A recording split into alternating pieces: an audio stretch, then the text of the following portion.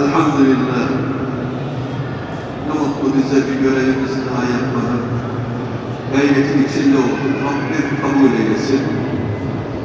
Şühedâ yurdumuzu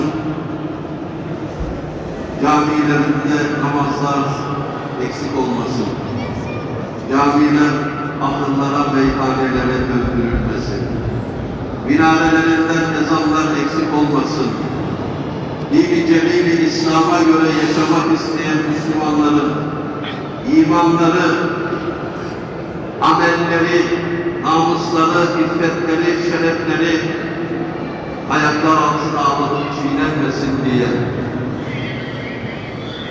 107 sene önce Çanakkale'de yüz binlerle ifade olunan büyük rakamlarla verdiğimiz şühedamızı Rabbim onlara vaat ettiği cennet nimetleri içinde ebediyen o nimetlerden istifade edicilerden eylesin.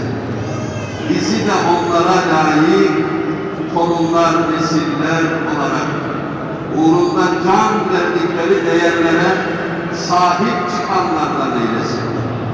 Amin diye kardeşlerimize hayırlı ömür, bereketli ömür Rabbim lütfeylesin.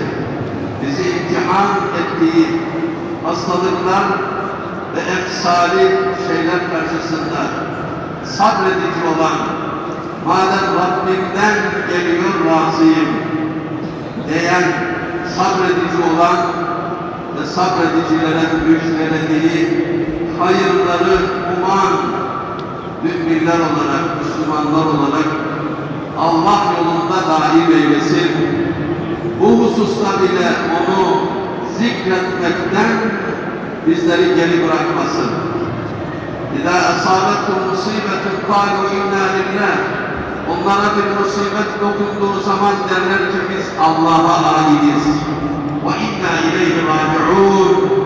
Sonunda da zaten ona döndürüleceğiz derlerken yine en büyük bir zikir örneği sergilemiş olurlar diyor. Rabbim bizi de onlara dahil eylesin. Amin. Ve selamun alel murselin. Elhamdülillahi Rabbil alemin. Tabi okuyan Rıdvan kardeşimiz, Hafız Rıdvan kardeşimizden de Allah razı olsun.